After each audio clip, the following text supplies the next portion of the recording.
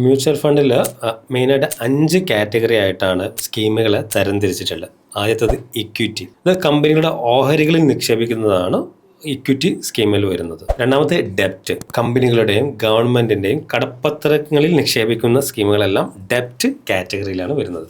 മൂന്നാമത്തേത് ഹൈബ്രിഡ്. ആ പേര് പോലെ തന്നെ ഇക്വിറ്റിയുടെയും ഡെപ്റ്റിൻ്റെയും ഒരു മിക്സാണ് ഹൈബ്രിഡ് കാറ്റഗറിയിൽ വരുന്നുണ്ടായിരിക്കാം. നാലാമത്തേത് സൊല്യൂഷൻ ഓറിയൻറ്റഡ് ഫണ്ട്. ഇത് ആക്ച്വലി ഇക്വിറ്റിയും ഡെപ്റ്റും മിക്സ് ചെയ്തിട്ടുള്ളതാണ്, പക്ഷേ അതൊരു ഒബ്ജക്റ്റീവ് ബേസ് ചെയ്തിട്ടുള്ള സ്കീമുകളായതുകൊണ്ട് ഇതിനെ സൊല്യൂഷൻ ഓറിയൻറ്റഡ് കാറ്റഗറിയിലാണ് ഉൾപ്പെടുത്തിയിട്ടുള്ളത്. മെയിനായിട്ട് റിട്ടയർമെൻറ്റും ചിൽഡ്രൻസ് ഫണ്ടും ഈ കാറ്റഗറിയിലാണ് വരുന്നത്. അവസാനത്തേത് അതർ സ്കീം എന്ന് പറയും. ഇതിൽ വരുന്നത് ഇൻഡെക്സ് ഫണ്ടും ETF, അതുപോലെ തന്നെ ഫണ്ട് ഓഫ് ഫണ്ടും ഇതിൽ വരുന്നത്.